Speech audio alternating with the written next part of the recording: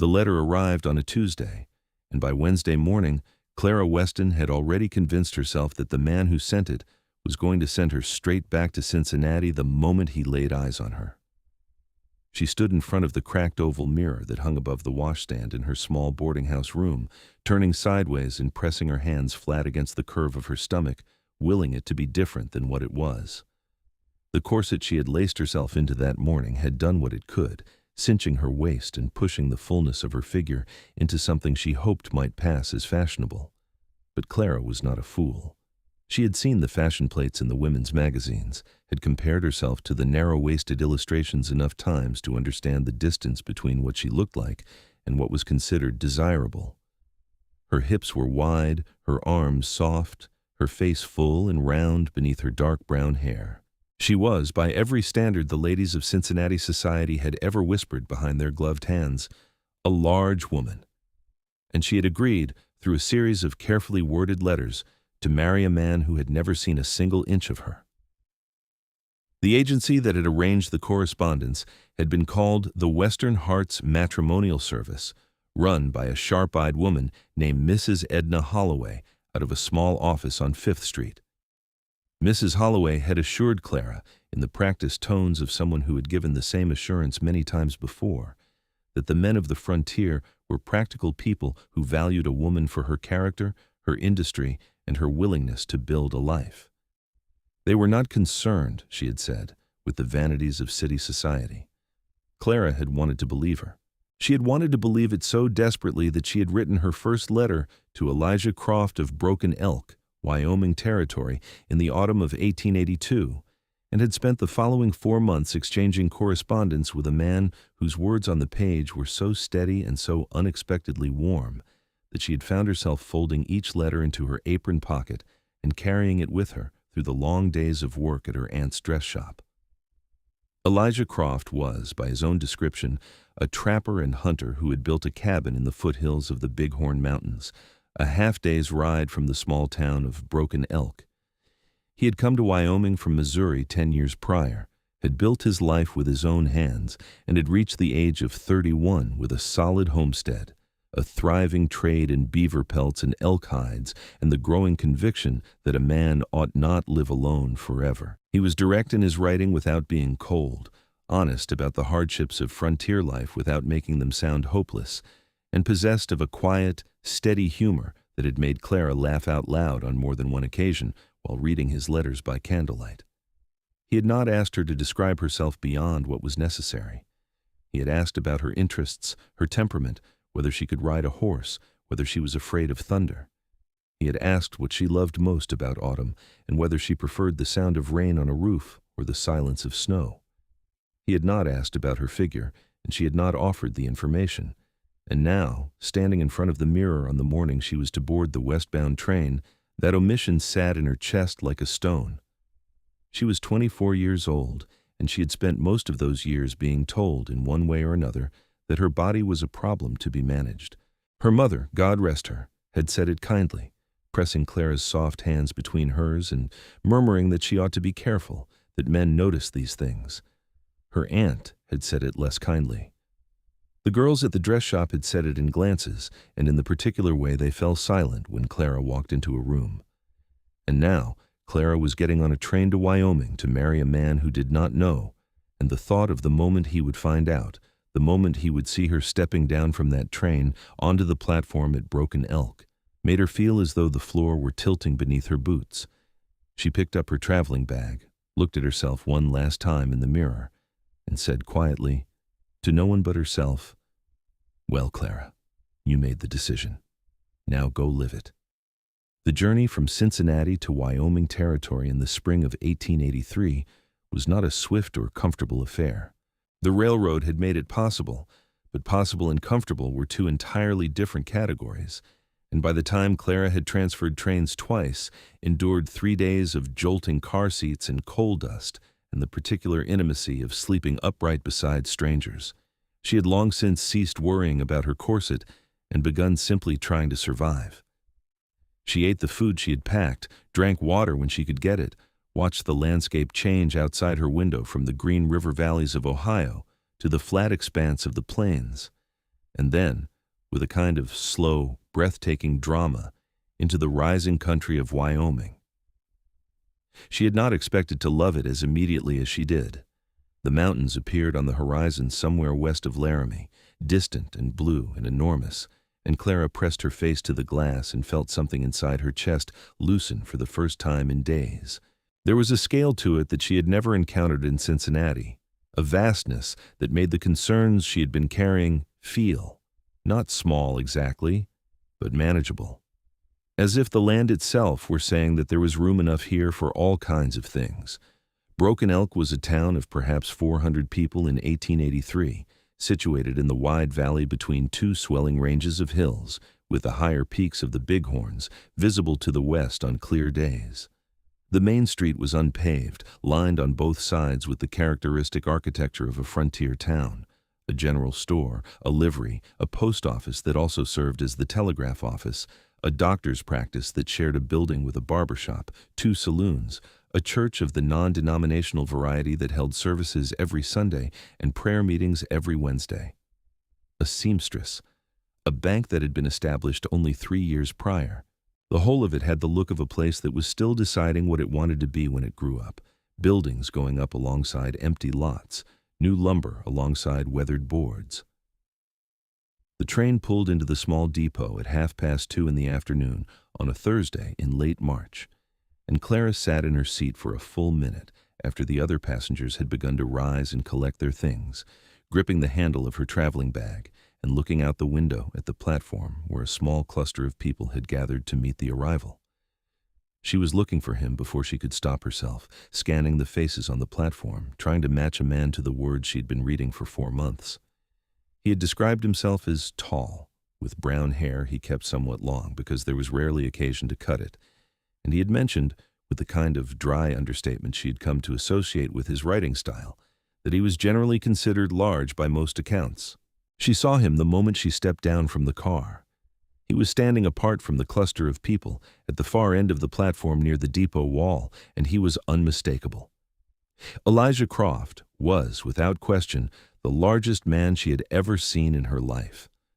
Not large the way that soft men who ate too well were large, but large the way that mountains were large, built from the outside in, from weathered skin and rope-thick muscle and bone that seemed to have been put together with the specific intention of being able to hold up the world if asked. He stood 6 feet and 3 inches at the very least, broad through the shoulder and deep through the chest, with the kind of arms that strained the seams of his heavy canvas coat just by existing. His hair was exactly as he had described, dark brown and worn a little long, curling slightly at the collar, pushed back from a face that was all strong angles and the particular quality of tan that came from spending most of one's time outdoors. His jaw was dark with several days of growth. His eyes, from this distance, were some shade of light that she could not yet determine. He was looking at the passengers descending from the train, and then his eyes found her, and they stayed. Clara felt her heart do something complicated. She was still holding the handle of her traveling bag with both hands, her knuckles white, standing at the bottom of the iron steps with people moving past her on either side, and she could not seem to make herself walk forward. All of it, every worry she had carried for 4 months, every silent rehearsal of this moment, had not prepared her for the specific reality of being seen by him. He came to her. He did not wait, did not stand there evaluating her from a distance while she gathered herself. He simply moved, covering the length of the platform in a handful of strides that were long and unhurried, but that got him to her side very quickly. And then he was standing in front of her, and she had to tip her head back to look up at his face, and his eyes were pale green. She could see that now, the color of new leaves, and they were looking at her with an expression she could not immediately name. "Clara Weston," he said. It was not a question. His voice was low and even, with a roughness to it that she suspected was just the natural texture of a voice that did not get used for conversation very often. "Yes," she said. "Mr. Croft." "Elijah," he said. "Elijah," she repeated. There was a moment of silence that was not entirely uncomfortable, though it was not quite comfortable either. She watched his face, looking for the thing she had been dreading, the slight recalibration, the masked disappointment, the careful neutralizing of expression. She had become expert at reading that particular sequence in people's faces. She had been reading it all her life. It was not there. What was there instead was something that looked, in the flat afternoon light of the Broken Elk Depot, very much like plain and uncomplicated interest. He was looking at her the way she imagined a man might look at a piece of country he had been told about and was now finally seeing for himself, with a kind of deliberate, absorbed attention. "You look tired," he said. She laughed, startled by it. "3 days on a train." "I have a wagon," he said. "I thought you might want to stay in town tonight, get some rest at the hotel before we go up to the place. Mrs. Harding runs it. She is a decent woman. She will see you taken care of." "That is very considerate," Clara said, and meant it. He reached out and took her traveling bag from her hand with a matter-of-factness that left no room for argument, as though it had been understood from the beginning that he would carry it, and she had simply not been informed yet. His hand was enormous, she noticed, the knuckles scarred in a way that suggested a life lived in close contact with wood and stone and rope. "Are you hungry?" he asked, turning and falling into step beside her. "I'm very hungry," she said honestly. "Mrs. Harding does a supper," he said, "and there is a place on the main street that does a decent pie if you want something now." She looked up at him sideways as they walked, this man she had spent 4 months constructing in her imagination, this man whose words she had memorized without meaning to, and found that he was both less and more than what she had built in her head. Less familiar, certainly, more physical and present and real, but more something else that she was not yet ready to name. They had supper that evening at Mrs. Harding's hotel, at a long table shared with 3 other guests, and they talked for 2 hours in the way that people talk when they have been corresponding for months and suddenly have the freedom to simply speak. It was easier than Clara had expected. Elijah Croft was not a man who spoke in many words at once, but the words he chose were precise and unadorned, and he listened with a quality of attention that made Clara feel, in a way she was entirely unused to, as though what she was saying was genuinely worth hearing. He asked about her aunt's dress shop. He asked about Cincinnati, what it smelled like, what the Ohio River looked like in winter. She asked about the bighorns, about what a winter in the mountains was like, about his trapping lines and his cabin. He described the country around his place with a kind of restrained but unmistakable love, the way the elk came down into the valley in the early snow, the sound the wind made through the pines at night, the way the stars looked from his front porch in the high, clear air. She did not ask the question that was sitting in her mind throughout all of it, the one that went, "You have seen me now, and here we still are at this table. And what does that mean?" She did not ask it because she was afraid of what he might say, and also because there was something in the straightforward solidity of his presence across the table from her that made the question feel almost too thin, too fearful for the space they were occupying together. He walked her to the door of the hotel's single ladies' room at the end of the evening, and he stood in the doorway of the narrow hall and looked at her for a moment in a way that made the back of her neck warm. "I want you to know," he said, "that I am glad you came." She looked at him steadily. "You haven't known me long enough to be certain of that." "No," he agreed, "but I'm certain enough." She went to sleep that night in a narrow bed with a clean quilt, and lay there for a long time, listening to the sounds of the town outside the window, the distant noise from one of the saloons, a dog barking somewhere down the street, the wind, and thought about pale green eyes and the way they had looked at her without flinching. The wedding was performed 2 days later by the Reverend Clarence Mills in the non-denominational church on the main street of Broken Elk on a cold and clear Saturday morning in late March 1883. The ceremony was attended by perhaps a dozen people, most of whom Clara did not yet know, including a man named Walt Dupree, who served as Elijah's witness and who had the look of a former mountain man who had decided at some point to try civilization on for size and found it more or less tolerable. Walt had a gray-streaked beard and a handshake that nearly cracked Clara's knuckles, and he looked at her with frank assessment and then declared, with apparent satisfaction, that Elijah had done well. Clara decided she liked him. She wore her best dress, the one she had made herself, dark blue wool with ivory buttons, and she had done her hair up as neatly as she could manage with the tools available to her. She stood beside Elijah in the small church, and listened to Reverend Mills read the words that would bind them, and she was aware, with a peculiar intensity, of the warmth radiating from Elijah's side, of how still he stood, of the sound of his voice when he said the words he was required to say, low and unhurried and steady as everything else about him. When Reverend Mills told him he could kiss the bride, Elijah looked down at her with that expression she still could not quite name, and he cupped her face in one large, calloused hand, and he kissed her with a gentleness that was entirely at odds with the scale of him. It was brief and warm, and left her heart in a state of considerable disorder. The journey up to the cabin took the better part of a day. The wagon road climbed out of the valley and into the foothills, winding through ponderosa pine and juniper scrub, before ascending into the heavier timber of the upper slopes, where the pines grew tall and close together, and the light came through them in long shafts. The air changed as they climbed, growing sharper and cleaner, carrying the scent of pine sap and cold water, and Clara sat on the wagon bench beside Elijah and watched the valley fall away below them and felt that loosening in her chest again, wider this time. He pointed things out to her as they went. That ridge to the north was where he had taken an elk in October. The creek they crossed 3 times before it swung south was Larkspur Creek, the best fishing in the territory if you knew where to look. The dark shapes moving on the far hillside were mule deer, picking their way through the last of the winter snow in a shadowed hollow. She watched his hands on the reins and thought that she had never seen hands that told a story so clearly. They were working hands, scarred and strong, with the kind of competence built into them that came from a decade of asking them to do hard things in difficult country.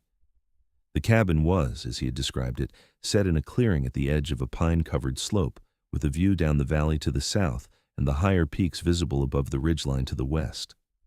It was larger than she had expected, built from hand-hewn logs that had silvered with age, with a real stone chimney and a covered porch that ran across the front.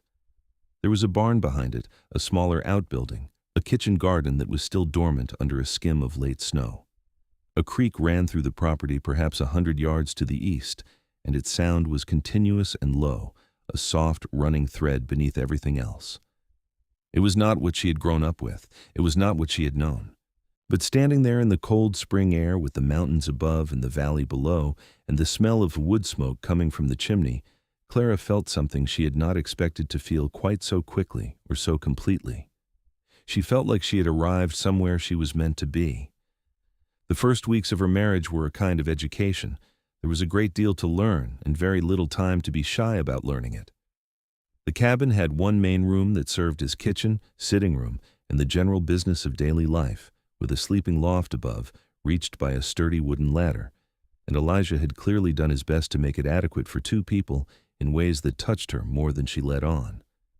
There was a new curtain on the single window, made of calico, still stiff with newness. There was a chair by the fire that was softer than the other, which she understood was meant for her without anyone having to say so.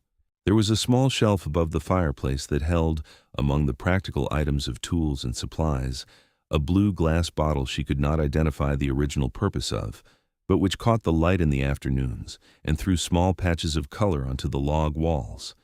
She learned the rhythms of his days because they became her days too.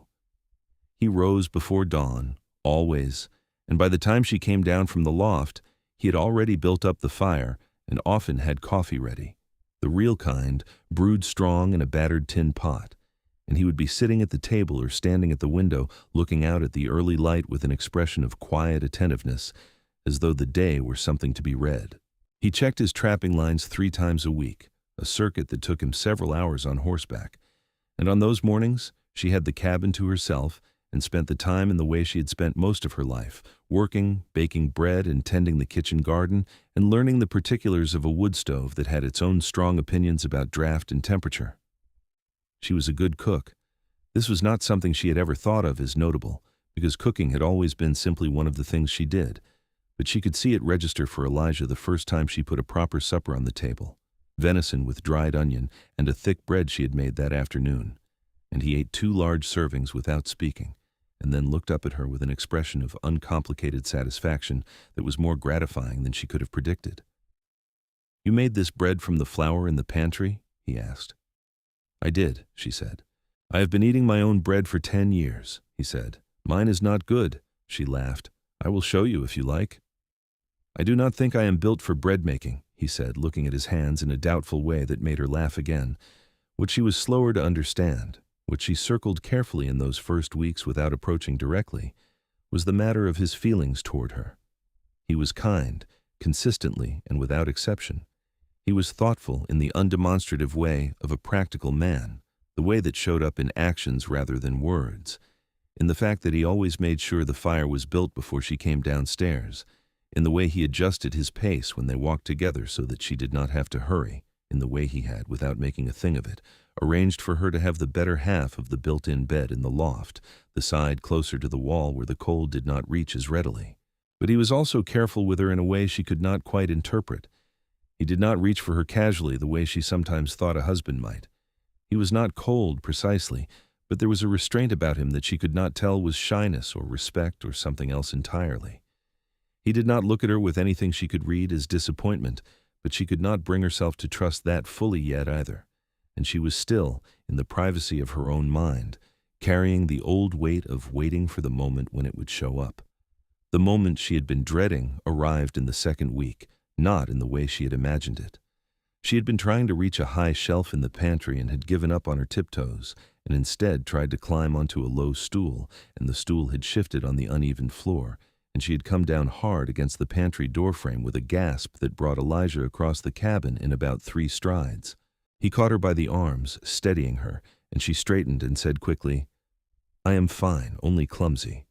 But he did not release her immediately, and she looked up at him and found him close, much closer than he usually stood, looking at her with an expression she could now identify, because it had shifted into something more legible than usual.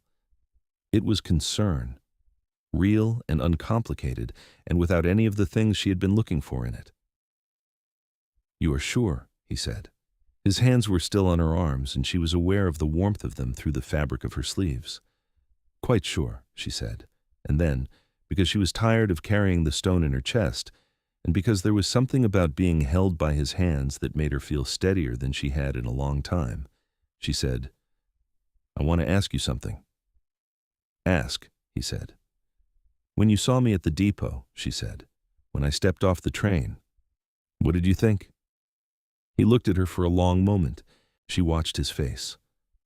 I thought, he said, that your letters had not done you justice. She was not sure what she had expected, but it was not that. What do you mean? I mean, he said carefully, as though he were choosing the words the way he would choose stones to cross a creek, placing each one with deliberate care, that there are things about a person that writing cannot carry, the way they hold themselves, the way they look at the world. He paused. I thought you were beautiful. The word landed in the small space between them, and she felt it the way you feel an unexpected warmth when a cloud moves off the sun. I have never been called that, she said, and then immediately wished she hadn't, because it sounded like she was asking him to say it again, which she was not, or perhaps was, she could not entirely tell. Done of her. Then the people who had the opportunity were not paying attention, he said, with the same plain delivery he used for everything, as though it were simply a fact he was reporting, no different from telling her that the creek was running fast because of the snowmelt. She looked at him for a moment, this man she had married, this large and weathered and unexpectedly careful man, and felt the stone in her chest shift. She did not say anything more, and neither did he, and he released her arms gently and went back to what he had been doing before, and she turned back to the pantry. But something had changed in the cabin after that exchange. Some atmosphere had altered, as though a pressure that had been building had found a small release. Spring came to the Bighorns with a determined slowness, winter giving way by inches, the snow retreating first from the south-facing slopes and then from the clearings, the creek rising and quickening with the melt, the first green pushing up through the brown of the meadow grass. Clara watched it happen with a kind of wonder, because the seasons she had known in Cincinnati had been quieter events, less dramatic in their transitions, and out here, the change from winter to spring felt like something that was happening with its whole chest. She began to find her footing in the life they were building together. She learned where the best mushrooms grew in the pine duff after rain. She learned to read the weather in the way the clouds built over the western peaks and the particular quality of light that meant snow was coming despite a clear morning. She befriended Mrs. Walt Dupree, whose name was Pearl, a compact and energetic woman who ran the Dupree homestead, 2 hours' ride down the valley with the organized efficiency of a very small general, and who had opinions about everything and shared them freely, which Clara found deeply refreshing after years of a social world that valued the management of opinion above its expression. She and Pearl rode together to Broken Elk once a fortnight, for supplies and for the pleasure of each other's company, and on the first of these trips, Pearl looked at Clara sideways as they rode the wagon down the valley road and said, "He watched you while you weren't looking the entire time we were at supper last week. I thought Walt would say something. He noticed it too, but Walt has more sense than I generally give him credit for." Clara kept her eyes on the road ahead and felt the warmth in her face that she was grateful the cold air was concealing. "He is probably making sure I do not fall off anything," she said. "I have established something of a reputation for that." Pearl laughed. "Elijah Croft has not looked at anything like that since I have known him, and I have known him 5 years. The man is half gone on you already, and I suspect he hasn't worked out what to do about it." "He is not a man who is quick to act on things," Clara said, which was true, and which she had been turning over in her own mind for several weeks. "He is a man who is careful," Pearl said. "There is a difference. Careful men act eventually. They just act in a way that is worth waiting for." Clara thought about that conversation on the ride home, and then thought about it again in the days that followed, and she might have gone on thinking about it without resolution for considerably longer, if the situation had not been forced by a Thursday afternoon in mid-April when she came back from the kitchen garden to find Elijah on the porch with the pelt of an enormous beaver spread over the railing, working the hide, and she came up the steps and stood and watched him work for a moment because the sheer efficiency of the motion was something to observe, and he looked up and found her watching, and she did not look away. They held each other's gaze for a moment, and she could feel the shift in the air between them, the same way she could feel the shift when a weather system was moving in, something large and inevitable changing in the quality of everything. "Clara," he said. "I'm tired of being careful," she said. "I have been careful all my life about all manner of things. I'm tired of it." He set the scraper down on the railing and stood up to his full height and looked at her with those pale green eyes. "What are you saying?" he asked. "I am saying," she said, "that I would like to know whether or not my husband finds me tolerable, or better than tolerable, because I have been trying to read the answer in your face for 3 weeks, and I am not certain enough to trust what I am seeing." The silence that followed was long enough that she began to regret it, began to feel the familiar contraction of having said too much, and then he crossed the porch in 2 strides and put his hands on either side of her face, careful and sure, and looked at her from close enough that she could see the darker rim around the pale green of his eyes. "Better," he said, "far better than tolerable." And then he kissed her, not gently this time, not with the careful brevity of the wedding in Reverend Mills's church, but with the full weight of 3 weeks of wanting behind it, and Clara stopped being careful entirely. The mountain air that spring smelled of pine and cold water and smoke, and she thought she would never forget the particular quality of the late afternoon light on the day she stopped being afraid of her own life. May brought green to every surface, the meadow below the cabin going vivid and thick, wildflowers pushing up in the long grass, the elk moving in small herds through the tree line in the early mornings. Elijah's trapping season was winding toward its close, the beaver pelts already traded down at the trading post in Broken Elk, and he began turning his attention to the garden, the cabin's roof, the dozen practical matters of a homestead entering its productive season. Clara planted her kitchen garden properly, having spent the last weeks of April preparing the soil, and Elijah built her a fence around it against the deer, a proper post and rail fence that he put up in a day and a half, and she watched him work and brought him coffee and thought about Pearl's words. Careful men act eventually. They just act in a way that is worth waiting for. She was discovering this to be entirely accurate. Elijah Croft, once he had established that she wanted to be found, was not a man who held back, not in the practical kindnesses that had been there from the beginning, and not in the newer, more private warmth between them that was growing with the same determined persistence as the wildflowers in the meadow.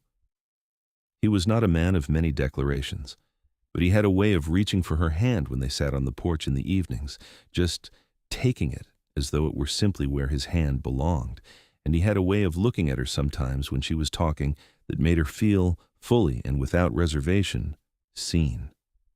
She had not known, before this, what it felt like to be looked at by someone who was looking at all of you and finding it not just acceptable, but genuinely, actively good. She was beginning to understand that this was what the difference felt like. It was one evening in mid-May, sitting on the porch with the last of the light fading over the western peaks and the first stars coming out above the ridgeline, that she said the thing she had been thinking for weeks without being able to bring herself to say. "I spent a long time worrying that you would be disappointed," she said, "when you saw me. At the depot." He was quiet for a moment, the way he was quiet when he was giving something its full consideration. "I know," he said. "I could see it in you, the way you were braced." "I have been told my whole life that I was too much," she said. "Too much of me." He turned to look at her, his elbow on the porch railing, his big hand still covering hers. "Who told you that?" he asked. She shook her head. "Everyone, more or less, in small ways and large ones. My mother kindly, my aunt less so, society in general. You learn to anticipate it eventually." He looked at her for a long moment, and the expression on his face was something she could only describe as deliberate, as though he had made a decision about what to say and was saying it with his whole attention behind it. "I'm going to tell you something," he said, "and I want you to hear it properly." "All right," she said. "There is nothing about you that is too much," he said. "Not a single inch of you. Do you understand me? The people who told you otherwise were wrong, and they did you a harm, and I am sorry they did. But I need you to hear me say this clearly and not flinch from it." He paused. "You are the most beautiful woman I have ever laid eyes on. You are also the most interesting person I have ever spoken with for any length of time, and that is not a small thing to me. I am not a man who is easily kept interested. I need you to stop waiting for me to see what they claim to see, because I will not. It is not there. All I see is you."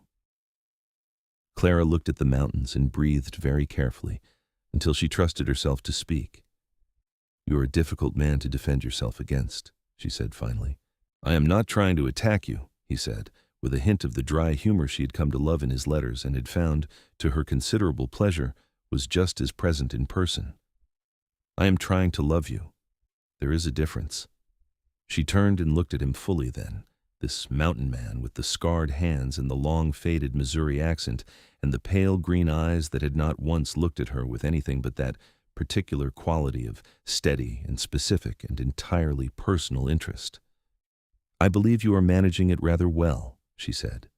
He smiled then, really smiled, the kind that reached all the way into his eyes and made the severity of his face into something entirely different, and he brought her hand up and pressed his lips to the back of it, old-fashioned and unhurried, and she sat there in the mountain evening and felt the last of the stone leave her chest entirely.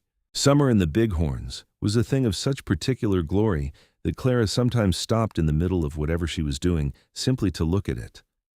The high meadows above the cabin ran thick with Indian paintbrush and columbine, brilliant orange and purple against the dark of the timber. The creek ran full and cold and loud enough to be heard from the porch on quiet evenings. Elk moved in larger groups now, the cows with their spotted calves, crossing the meadow below the cabin in the long light of the evenings. She was happy. This was not something she had expected to be able to say with such simplicity or such certainty, but there it was. She was happy in a way that lived in the bones, in the daily texture of waking up in the high mountain air with the smell of coffee already coming from below, and the sound of the creek and the weight of a large arm across her waist. She wrote to her aunt in Cincinnati, the first real letter she had written since the wedding, and she tried to describe what the mountains looked like and what the air smelled like, and what it was to wake every morning to a life that felt, for the first time, like hers rather than like a performance she was managing. Her aunt wrote back with the reserved warmth that was her particular mode of affection, said she was glad Clara had found her footing, and mentioned that the dress shop was doing adequately, which was her aunt's version of saying it was doing very well indeed. She also wrote to the Western Hearts matrimonial service, not to Mrs. Holloway exactly, but to the general address. A short note that said simply that she was well and that the agency ought to know that their service had resulted in one outcome that was very good indeed, and that the man of the frontier cared rather more than Mrs. Holloway might have credited, and about considerably more than mere utility. In June, two things happened that altered the rhythm of the summer in ways Clara had not anticipated. The first was that Walt Dupree and Elijah rode down to Broken Elk for supplies, and came back with news that a large mining company out of Cheyenne had sent surveyors into the upper valley, apparently interested in the silver deposits that had been rumored in the rock above the timberline. This was not, in itself, immediately alarming, but it set a particular tension into the atmosphere of the town in subsequent weeks, because everyone who had lived and worked in Wyoming territory long enough knew what mining companies brought in their wake: activity, population, disruption, and the particular variety of trouble that followed money when it started moving into a place. Elijah was quiet about it in the way he was quiet about things that concerned him, which was to say, he mentioned it once and then said no more, but carried it in his eyes in a way Clara had learned to read. "Will it affect your trapping lines?" she asked. "Depends on where they go," he said. "The upper ridges are federal land. They can claim stakes there. If they bring a crew in, it disturbs the animals, the patterns change." He looked toward the peaks. "But that is manageable. What is less manageable is what follows a crew." She understood what he meant. She had heard enough, in her weeks in Broken Elk, about what had happened to other valleys, other territories, when the money came in and the character of a place changed overnight. The second thing that happened in June was that she began, quietly and without the certainty to speak of it yet, to suspect that she might be expecting a child. She kept the suspicion to herself for nearly 3 weeks, sitting with the knowledge of it in the private way she sat with things until she was certain enough to bring them into the air.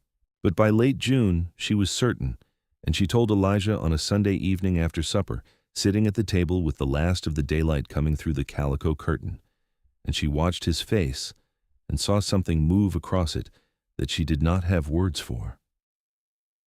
He was quiet for a long moment, his hands flat on the table, looking at her. "Are you well?" he asked, the first question. "I feel very well," she said. "A little tired in the mornings, but otherwise entirely well." He reached across the table and took both her hands in his, and she felt the familiar warmth of them, the roughness and the steadiness. "We will go down to the doctor," he said. "I want Dr. Hartley to see you." "I will be fine," she started. "I know you will," he said. "I want to make sure. Humor me." She did. They rode down to Broken Elk the following Tuesday, and Dr. Hartley, a spare and competent man who had been practicing frontier medicine for 15 years, confirmed what she already knew. He gave her a series of practical instructions about nutrition and rest and when to come back, and he told Elijah with professional seriousness that his wife was in excellent health and that the best thing he could do was not worry her with his worrying. Elijah paid him, thanked him with grave courtesy, and then on the boardwalk outside the doctor's office, he looked at Clara for a moment with those pale green eyes full of something she had stopped trying to name with a single word because it was always more than one thing. And he put his arm around her shoulders and held her against his side, and she leaned into the mountain solidity of him and thought that she was not afraid. On the way back to the wagon, they stopped in the general store for supplies, and Mr. Abernethy behind the counter congratulated them, as news apparently traveled very quickly in a town of 400 people, and Clara accepted the congratulations with more ease than she expected, and thought that being congratulated in Broken Elk for an impending child felt less like an intrusion than it might have in Cincinnati. Because out here there was a plainness to human matters that she had come to appreciate, a willingness to meet the real things of life without the layers of managed sentiment that she had grown up with. The summer deepened, and the mining company's surveyors became a more regular sight in the upper valley, their camp visible sometimes as a thin column of smoke against the rock above the timberline. Talk in Broken Elk centered on this development with the kind of sustained interest that a small community reserves for things that might change everything. Some of the ranchers were in favor, seeing the potential for increased trade. Others were more cautious. Elijah was among the cautious ones, And he said so plainly at the town meeting that was called in late July to discuss the matter, standing up in the back of the church hall with his arms crossed and his height making him visible above everyone else, and saying in his flat, measured voice that the valley had been good country for a decade because it had been managed with some care, and that an outfit from Cheyenne with no stake in the long-term health of the place was not likely to show it the same consideration. Clara sat in the row beside Pearl and felt proud of him in a way that was warm and specific and entirely irrational and entirely real. The meeting did not resolve anything, as town meetings about difficult questions rarely do, but it established where people stood, and where Elijah stood was clear to anyone paying attention. August brought a heat that was different from Ohio heat, drier and cleaner, the air sharp with pine, and the afternoons thundering with the storms that built over the peaks and rolled down into the valley in late afternoon with dramatic speed. Clara stood on the porch on those afternoons and watched the lightning walk across the ridgeline and felt the thunder in her chest and was absolutely transfixed by it, still not accustomed to weather at this scale. Elijah came and stood behind her on those evenings, his hands resting on her shoulders, both of them watching the storm. And this became one of her favorite things, the feeling of him behind her, and the mountains in front, and the enormous theatrical sky above all of it. She was showing by August, the swell of her middle unmistakable now, and she waited again, as she always waited, for the shift in how he looked at her. Waited for the quality of attention to change in the way that the attention of her life had always eventually changed. Waited for the discomfort, the careful management of expression. It did not come. If anything, the opposite arrived. He put his hands on the curve of her stomach with the same deliberate, absorbed attention he gave to everything that mattered to him, and he would sometimes, in the evenings on the porch, keep his hand resting there with a patience that seemed to belong to a man who had found exactly where he wanted his hand to be, and saw no reason to move it. "You are doing it again," she said one evening. "What am I doing?" he asked, looking at me like that. "Like what?" "As though I have done something particularly impressive." He was quiet for a moment. "You have," he said. She laughed. "I have done nothing yet that takes any special skill." "I disagree," he said, "but we can argue it another time." She shook her head, still laughing, and leaned back against him, and he wrapped both arms around her from behind, careful and complete, and she looked at the evening mountains and thought that she had traveled a very long way and shed a very great deal to arrive at this particular moment, and that every inch of the journey had been exactly worth it. The trouble with the mining company came to a head in September, not in the way that anyone had specifically predicted, but in the way that trouble generally did come in that era and that country, suddenly and with the particular quality of a thing that had been building too long in too small a container. A crew of approximately 20 men from the mining company, the advance team for a larger operation they were planning for the following spring, came down from the upper valley into Broken Elk on a Saturday afternoon, found both saloons, and spent the evening in the way that groups of young men with money and no immediate supervision generally did. There was a fight, there was a window broken, and there was a confrontation on the main street between 3 of the crew and old Silas Greer, who ran the livery, that might have gone badly if Walt Dupree and his brother-in-law had not been there to put themselves in the middle of it. Elijah and Clara heard about it the following day from Pearl, who described it with the vigor of someone who had been present and had strong opinions about every element of it. Nobody was seriously hurt, and the mining company's foreman had come around in the morning to pay for the window and express formal regrets, which was something. But the general atmosphere in Broken Elk was one of stiffened wariness about what the spring might bring. Elijah's response was practical. He spent 2 days that week reinforcing the barn's locks, checking the cabin's defenses with the eye of a man who had lived long enough in rough country to understand preparation, and he had a conversation with Clara that was direct and clear about what she should do if he was ever away from the property and something felt wrong. He showed her where the rifle was kept, showed her how to load and fire it, and she listened without protest, because she was a woman who had chosen to live in a mountain wilderness, and she had never been under any illusions that it would be without its complications. "I am not frightened," she told him. "I know," he said, "but I need to know that you know." She learned. She was a quick study, to his apparent and unconcealed satisfaction, and by the second lesson she could load the Winchester with a speed and accuracy that made him nod with the grave approbation he showed for things done correctly. "Good," he said. "I grew up making small, precise movements with my hands," she said, patting the rifle stock. 14 years of detailed needlework is not entirely without transferable skills." He gave her that rare, full smile, and she felt it the way she always felt it, like sunlight coming around a corner unexpectedly. October in the Bighorns was all gold and rust and deep blue sky, the aspens on the slopes going brilliant and then letting go, the elk coming down from the high country and filling the valley in the early mornings with their calls. Clara walked the property every morning still, moving more slowly now, 8 months along, but unwilling to give up the mornings entirely. She wore Elijah's old coat over her own, the warmth of the heavy canvas enveloping, and she walked to the creek and stood on the bank and listened to the water and watched the mist rise from the surface in the cold air and thought about the child who was coming, about who they would be, about the kind of life that was being prepared for them in this big country with its big silences. Elijah was with her constantly in these last weeks. He adjusted his schedule, shortening his trapping circuits and checking in more often, and she was aware that this was the expression of a worry he was managing with characteristic quietness. But she did not say so because she understood that for him, the managing of it was the point. The baby came on the 17th of October, a Thursday, which was appropriate because Clara had always found Thursdays to be the most dependable day of the week. Pearl Dupree had ridden up 3 days before, having declared her intention to be present with the calm authority of a woman who has attended enough births in rough country to consider it a professional matter. And it was Pearl who helped, and Dr. Hartley, who came the 12 miles up the mountain road at a pace that suggested someone had communicated appropriate urgency. It was a hard day, the way these days are hard, and Clara was grateful for Pearl's steady competence and Dr. Hartley's calm and Elijah's presence in the form she could hear it, his voice low and level outside the door each time it opened, his boots on the cabin floor, the way that the knowledge of him just outside was a physical thing she could hold on to.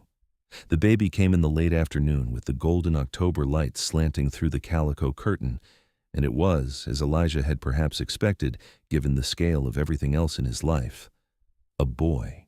He was large and loud, and had, from the first moment, the quality of a person with considerable opinions, and Clara held him in the crook of her arm and felt a love of such totality that it made every previous feeling of her life seem like a preliminary sketch. Elijah came in when Dr. Hartley allowed it, and he stood at the bedside and looked at the child in Clara's arms with an expression that undid her completely, because it was the same quality of absorbed and specific attention he gave to the things that mattered most to him, directed now at this small, loud, red-faced person who had arrived in their lives like a winter storm and with about as much ceremony. "He is enormous," Clara said. "He is," Elijah agreed, with what she could only describe as paternal satisfaction. "He's going to be exactly like you," she said. "I hope," Elijah said, "that he will be considerably like you." She looked up at him. "Why considerably?" "Because," he said, "the parts of you I am fondest of are the ones I had the least to do with creating. He should have your mind and your humor and your way of looking at things. He can have my shoulders. He's going to need those regardless. She laughed, which made the baby startle and then settle, and Pearl's voice came through the door to say that if they were laughing in there, she was going to tell Walt, and Walt was going to be insufferable about it. And Elijah sat down on the edge of the bed and took Clara's free hand in both of his and held it with the steadiness he held everything. They named him Thomas Elijah Croft, which Pearl approved of, and Walt said was a good solid name for a boy who looked, in his unfiltered assessment through the doorway, like he intended to be someone worth reckoning with. The winter that followed was one Clara would remember for the rest of her life, with a specific and vivid fondness. They were snowed in for stretches of days at a time, the cabin sealed against the cold by the heavy falls that came off the mountains and filled the clearings to the eaves of the outbuildings. The fire burned continuously. The cabin, which had seemed adequate before, became under these conditions a small, warm, complete world, and the three of them moved through it in the particular way that a family in its first winter learns the rhythms of each other.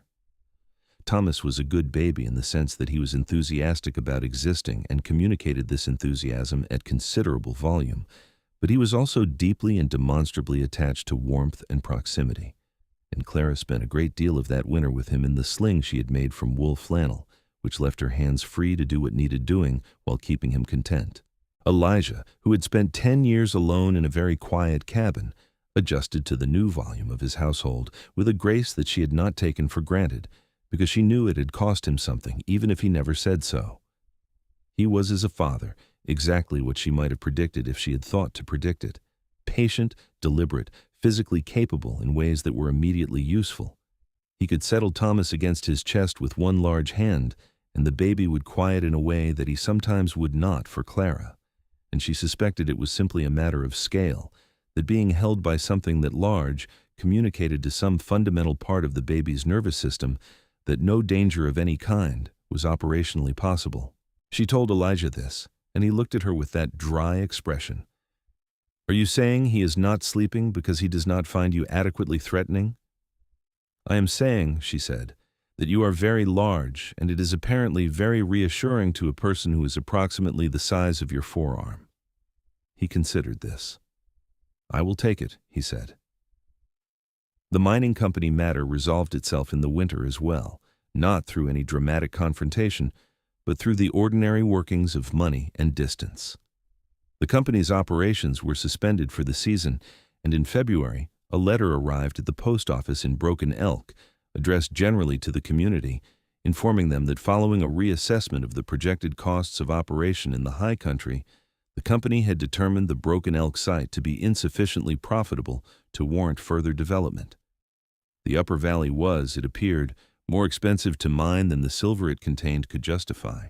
There were celebrations of a restrained Wyoming variety in both saloons that evening, and the general atmosphere of Broken Elk in the subsequent weeks had the particular lightness of a community that has been holding its breath and been allowed to let it out.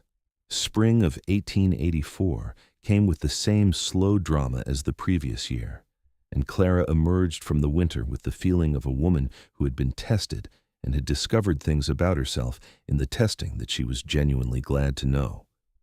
She had managed a winter in a mountain cabin with a newborn and an enormous mountain man and a wood stove with strong opinions, and she had not only survived but found within it a kind of contentment she could not have described in advance but recognized completely upon arrival. Thomas, at 6 months, was large and mobile in the way that a rolling boulder is mobile, which is to say that once he had mastered the basic mechanics of movement, he applied them to everything with complete commitment. Clara spent the spring following him through the cabin and across the porch with the particular vigilance of a mother who has understood that her child operates under the impression that the world is arranged entirely for his investigation and entertainment. Elijah built a fence around the porch steps. Then, after Thomas showed every sign of treating the fence as a challenge rather than a deterrent, he extended it. Then, he looked at the length of fence he had built, and at his son regarding it with bright-eyed calculation from the other side, and shook his head. "He's going to go over it," he told Clara. "Not yet," she said. "He cannot reach the top rail." "He will figure out a way," Elijah said. "He is already measuring it." He was right. Thomas figured out a way inside a week, which involved dragging a bucket from the corner of the porch and using it as a step, and Elijah caught him at the top of the rail with his feet dangling on the outside, reaching for the porch post with absolute confidence, and brought him back inside with an expression of combined exasperation and undisguised pride. "You are going to be a constant difficulty," Elijah told him. Thomas looked at his father with the clear, open attention he gave to everything, and appeared entirely untroubled by this assessment. Clara was watching from the doorway. "He looks exactly like you when you say that," she told her husband. "The expression, he already has it." Elijah looked at the baby in his arms, and the baby looked back at him with identical pale green eyes, and something moved across Elijah's face that Clara thought she would carry with her as a particular treasure for the rest of her life. Summer came, and with it, the second anniversary of the letter Clara had written in the autumn of 1882 to a man she did not know in Wyoming territory. She thought about this sometimes, about the version of herself who had sat in the boarding house room in Cincinnati and pressed her hands against her waist and looked at herself with the particular mixture of resignation and dread that had been her primary relationship with her own body for most of her adult life. She thought about that woman with a tenderness that was not pity, but something more like the affection one holds for a younger version of oneself who did not yet know what was coming. She did not stand in front of mirrors the same way anymore. She was still herself, still the full and rounded woman she had always been, motherhood having done nothing to narrow her, and she did not pretend that the world had entirely shed its opinions about such things. She still encountered them, occasionally, in the form of the particular kind of comment that passed for helpfulness in some quarters of society, the unsolicited advice that arrived in the guise of concern. But she had a measuring point now, a calibration.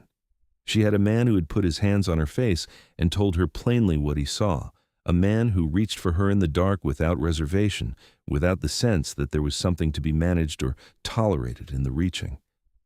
She had a man who looked at her the way Pearl had described, when she wasn't watching, with the quality of a person regarding something they consider specifically and personally good, and she had enough years now of being on the receiving end of that regard to have internalized it in a way that sat below the reach of passing comments. The old wound was not gone. She did not pretend it was gone, but it had healed enough to stop dictating terms. In the autumn of 1884, two things arrived in close succession. The first was a letter from Clara's aunt, written in the cramped, careful hand that Clara had been reading all her life, saying that the dress shop was to be sold, as her aunt had decided to retire to a smaller life in Columbus with her sister, and asking, with the careful indirection that was her aunt's most characteristic mode of communication, whether Clara might have any interest in the stock and materials and sewing equipment, as there was no one else she would rather see them go to. Clara read this letter 3 times and then showed it to Elijah and watched his face while he read it. "Do you want it?" he asked when he was done. "The equipment? Yes," she said carefully. "There is enough here that I have been doing without, and there is a need in Broken Elk. Pearl has said so more than once. Mrs. Farley, who does the mending, is getting on and cannot take everything." "Then we will arrange for it to be shipped," he said, as simply as that. She looked at him. "It will not be inexpensive." "We had a good season," he said. "The furs were strong. We can manage it." He paused. "Is there anything else in that letter you need to address?" She understood what he was asking, whether her aunt's retirement, whether the closing of the shop where she had spent most of her adult working life, required something of her emotionally that they had not yet gotten to. "I'm all right," she said. "We were never close in the way of warmth. She is not an easy woman, but she is the only family I have, and I am glad she will be comfortable." "Write to her," he said. "Tell her so." "I will," Clara said. The second thing that arrived that autumn was a young woman on the westbound train, not unlike Clara herself 2 years before, stepping onto the platform at Broken Elk with a traveling bag and the braced expression of someone expecting the worst. Her name was Nora Tillman, and she had come from St. Louis to marry a farmer named Hector Bell, who had a homestead 10 miles north of town, and she was small and dark-haired and looked at the mountain landscape around her with an expression of pure terror. Clara happened to be on the platform that afternoon collecting a package from the supply depot, and she saw the girl standing there with her bag and her terror, and knew, in the way you recognize something you have directly experienced, exactly what was happening inside that small, rigid frame. She went over. "You have come to meet someone," Clara said, not making it a question. The girl looked at her with brown eyes that were holding themselves very carefully open. "I have come to marry Hector Bell," she said, as though she had rehearsed the words. "The Tani." "Then you will be fine," Clara said, with the absolute certainty of someone who had stood exactly where this girl was standing and had found that fine was in fact the minimum of what awaited. "Come and sit with me until he arrives. I will tell you about Broken Elk." They sat on the bench outside the depot, and Clara told her about the town and the valley and the winter and the summer, and the way the mountains looked at every hour of the day. And Nora Tillman listened with her hands tight in her lap, and her posture slowly, visibly, releasing its desperate hold on itself. And by the time Hector Bell came riding down the main street on a solid bay horse, She looked like a woman who had been given something to stand on. Hector was a decent man with a farmer's practical face and careful eyes, and Clara watched him look at Nora on the platform and watched the expression that moved across him, recognition and relief, and the particular quality of gratitude that a person shows when something they were hoping for arrives and turns out to be real. And she thought, yes, that is the right one. She told Elijah about it that evening at supper, and he listened with his fork still and his attention complete. You knew, he said. I knew, she agreed. Because of the train, he said. Because of the train, she said, and the depot, and the particular kind of braced. He was quiet for a moment. Is that how you looked? He asked. When you came off the train? She considered being gentle about it and decided against it. Yes, she said. That is how I looked. He set his fork down entirely. I'm sorry, he said, that you carried that. You helped me put it down, she said, quite efficiently in the end, once you turned your mind to it. I should have addressed it sooner, he said. I was not certain enough of how to go about it. Careful men act eventually, she said with a small smile. He looked at her. What? Something Pearl said. She was right. He sat with that for a moment, then picked his fork back up. Pearl is right about more things than Walt gives her credit for, he said. Pearl is right about more things than almost anyone gives her credit for, Clara agreed. Winter came again, Thomas's second, and this time they entered it with the particular confidence of people who know what they are doing. The cabin was better provisioned, the firewood stacked higher and further back from the snow, Clara's sewing materials from her aunt's shop now installed in the corner by the window where the light was best, and she had, by December, 3 women in Broken Elk who had commissioned work from her, and a 4th who had inquired about the possibility. It was not a business yet, but it had the quality of a beginning, and Clara understood the difference between a beginning and a thing that wasn't happening, and she treated it accordingly. She made Thomas a coat for the winter, a small version of Elijah's canvas work coat with better insulation and a collar that turned up properly, and he wore it with the proprietary satisfaction of a child who has been given something that is specifically and entirely his, patting the front of it with his fat hands and looking up at his parents for confirmation that the coat was, as he suspected, entirely magnificent. He thinks it is the finest thing in the territory, Elijah said. It might be, Clara said. Elijah looked at her sideways. You are not modest about your work. I was modest about my work for 14 years, she said. I've decided to try something else.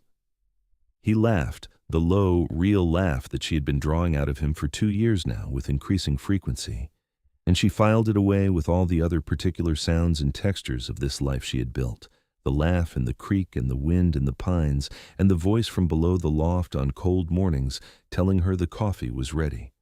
Spring of 1885 arrived, and with it a more substantial change in the rhythm of their life. Word had been coming down from the northern ranges all winter about the expansion of the cattle industry, the great herds being driven up from Texas into the Wyoming grass, and while Broken Elk was not directly in the path of this, the effects were reaching even the smaller valleys in the form of new faces, new traffic, new commerce. A second general store opened on the main street. A new hotel was framed and raised in the early spring. A small school was established in a building adjacent to the church, and Clara stood on the main street one afternoon and looked at the school and thought about Thomas, who was not yet 3, and therefore had some time before it became immediately relevant, but thought about it nonetheless.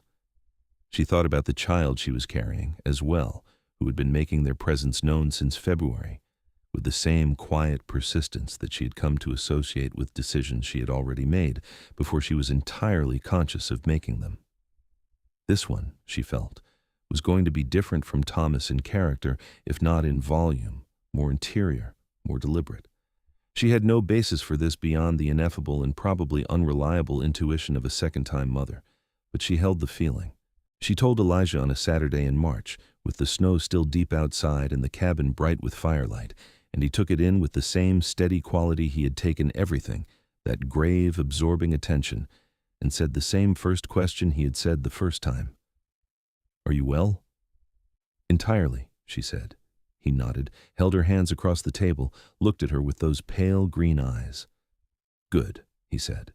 And then, after a moment, "Thomas is going to have opinions about this." "Thomas has opinions about everything," she said. "It is, as you have repeatedly noted, one of his most prominent characteristics." Thomas did indeed have opinions about it, delivered with the comprehensive thoroughness of a 2-year-old who had recently discovered language and found it an entirely adequate vehicle for all the things he needed to convey. He was not, on balance, opposed to the idea of a sibling, though he was very clear that the sibling should not be allowed to touch his coat. The second baby arrived in September of 1885, on a clear morning with the first hint of autumn in the air, and she was a girl, which Elijah received with an expression that Clara had not seen on him before, and which she would describe to Pearl afterward as a man encountering something that completely undoes every preparation he has made, and finding that he does not mind at all. They named her Rose Ann Croft, which Thomas received as satisfying information and immediately shortened to Rosie, which he delivered with the proprietary authority of a firstborn who has decided that naming rights are transferable. She had Clara's dark hair, and even in the first weeks, Elijah's eyes, that precise pale green, and she looked up at the world from those eyes with the particular quality of a person who is taking very careful note of everything and will have more to say about it once she has sufficient command of the language. The family in that autumn cabin was not the life Clara had imagined in any of the forms she had tried to imagine it in. It was louder and more demanding and more physically exhausting and more completely full than any life she had predicted. Thomas, at 2.5, was a force that moved through a cabin the way weather moved through a valley, all energy and direction and no particular concern for obstacles. The baby made her needs known at hours that had no relationship to the needs of adults. The sewing work was waiting on its corner shelf for the hours it could be attended to. The wood stove still had opinions, the creek was still running, and Elijah Croft came in from the cold every evening and put his coat on the hook by the door and looked across the cabin at his family in a way that had not, in the 2.5 years since a woman had stepped off a westbound train and changed the arithmetic of his life, altered its fundamental quality. He looked at Clara, always, with the specific and particular and entirely personal attention of a man who has found what he was looking for and is not in any hurry to look away. She noticed this every time.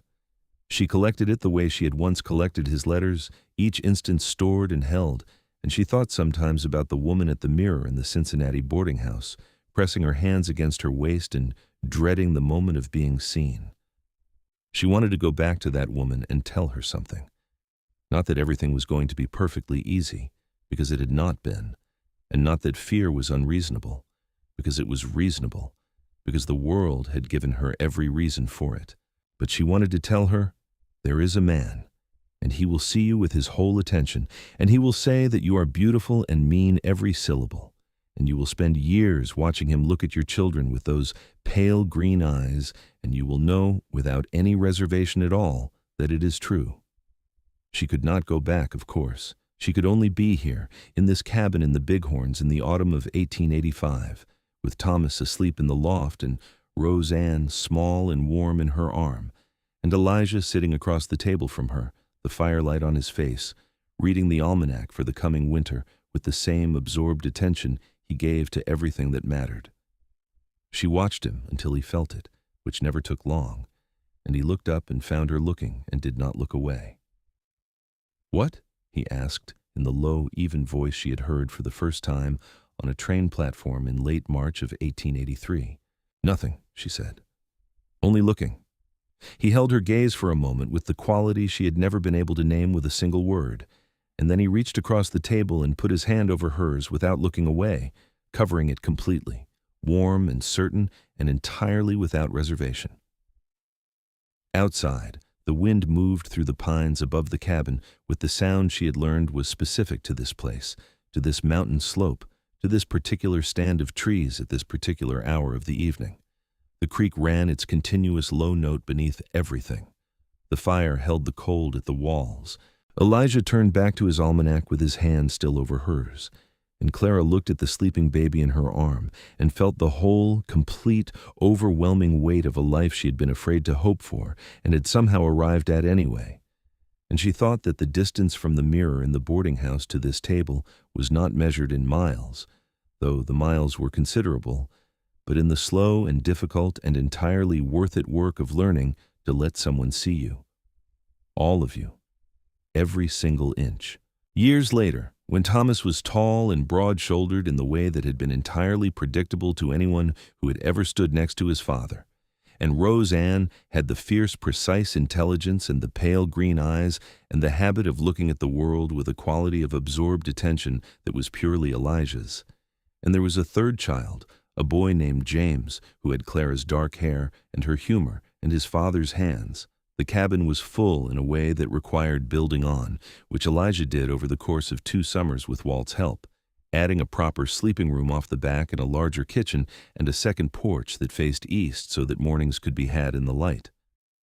The sewing practice had become, by then, a genuine and profitable part of their life. Clara working the corner by the window with an assistant 2 days a week, a quiet girl from Broken Elk named Ada, who had the careful hands and the eye for detail that the work required. Clara had made wedding dresses and mourning dresses and christening gowns and practical everyday garments for the women of the valley for 6 years by the time the cabin had its additions, and she had earned for herself a reputation not just for quality of work but for the particular quality of her fitting appointments, which were understood by the women of Broken Elk to be occasions where you would be seen truly and without judgment and would leave with something that fit the body you actually had. She did not make it a philosophy. She did not talk about it as a practice. She simply, carefully, measured what was there and made for it, and the women who came to her came back and told others, and the work kept coming. Elijah watched this with the same quality of quiet satisfaction he brought to everything he loved, and when she mentioned once, over supper, that Mrs. Pike had made a comment, one of those comments, about the style of dress Clara had made for the sheriff's wife, he looked up from his plate and said, in the flat, measured way that had never lost its capacity to make things very clear, "Tell me Mrs. Pike is not someone whose opinion you are losing sleep over." "I am not losing sleep," Clara said. "Good," he said, and went back to his supper, and the matter was, by Elijah's lights, entirely closed. She smiled at her plate and thought that this was, in fact, one of the things she loved most about him. The complete and unambiguous way he dismissed the things that should be dismissed. Thomas came home from the Broken Elk School one afternoon when he was 8 years old with the kind of expression that Clara recognized as a face being held in careful order over something that had happened and was being managed.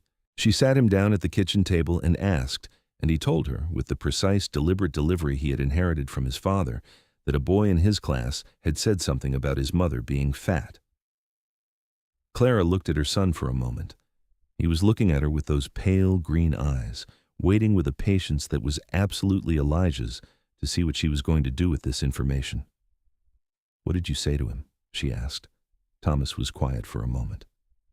"I said that my mother is the best sewing person in the whole valley, and that she makes things and does things, and that he didn't know anything about anything." Clara felt something in her chest go warm and bright and enormous. "That was a good answer," she said. "Papa said," Thomas continued carefully, "when I told him on the way from school that the boy was wrong, and that in this family we know what things are worth and we do not take instructions from people who don't." She looked at him. "Papa already knows?" "He was waiting outside," Thomas said. "He heard most of it." She looked toward the window. Elijah was coming across the yard from the barn, Thomas's school satchel over one massive shoulder, moving with his characteristic unhurried directness toward the cabin door. He came in without ceremony and hung the satchel on its hook and looked at Clara and then at Thomas and then back at Clara. "He told you," he said. "He did," she said. "I told him what the boy said was wrong," Elijah said. "I did not tell him to fight about it because fighting about it gives it more weight than it deserves, but I told him to know clearly that it was wrong." Clara stood up from the table and crossed the kitchen and put her arms around Elijah's waist as far as they would reach, which was not far but was complete, and she pressed her face against his chest and he put his arms around her with that encompassing, certain solidity. And she stayed there for a moment in the middle of the kitchen, while Thomas watched with the equanimity of a child who has grown up understanding that his parents' love for each other is one of the fixed features of the landscape, like the creek and the mountains and the morning light. "Thank you," she said, her voice somewhat muffled by his shirt. "It is what is true," he said, his hand moving in a slow circle on her back. "I only said it clearly." She pulled back and looked up at him, at this man, this mountain man with his long-ago Missouri accent and his pale green eyes and his scarred hands that had spent 20 years building things that lasted. "Do you know," she said, "that I looked at you at that train depot and thought that you were going to look at me and find me wanting?" "I know," he said. "You never did," she said. "No," he agreed. "Not once," she said. "Not in all these years, not even once." He looked at her with the quality that had never changed in all the time she'd been watching it, that plain and specific and wholly particular regard. "I never had cause to," he said. Behind them, Thomas announced that he was hungry and that the baby was awake in the back room, and Rose Ann appeared in the kitchen doorway with her father's eyes in her mother's hair and an expression of intense personal grievance about some injustice she was prepared to describe in detail, and James's voice rose from the back room in confirmation of Thomas's report. The mountain evening came down over the valley, the light going gold on the peaks and then pink, and then the deep clear blue of altitude and autumn. And in the cabin on the slope of the Bighorns there was supper being made, and children in various states of need, and a wood stove managing its opinions, and a man and a woman who had built all of it together, from a letter and a train journey and a moment on a depot platform when someone had looked at someone else and found nothing wanting. Clara stood at the stove with the smell of supper rising around her and listened to the particular music of her household, her family, this full and ongoing and entirely real life, and she felt it the way she always felt it in the evenings when the day was coming to its close and the mountains were putting on their twilight colors and the creek was running its continuous note below the window. She felt like exactly enough. Outside, the first stars came out above the Bighorns, the same stars that had been there before any of this, before the cabin and the family and the letter and the long journey west, burning their ancient indifferent light over a valley that held, in a clearing on its eastern slope, every single thing she'd ever needed.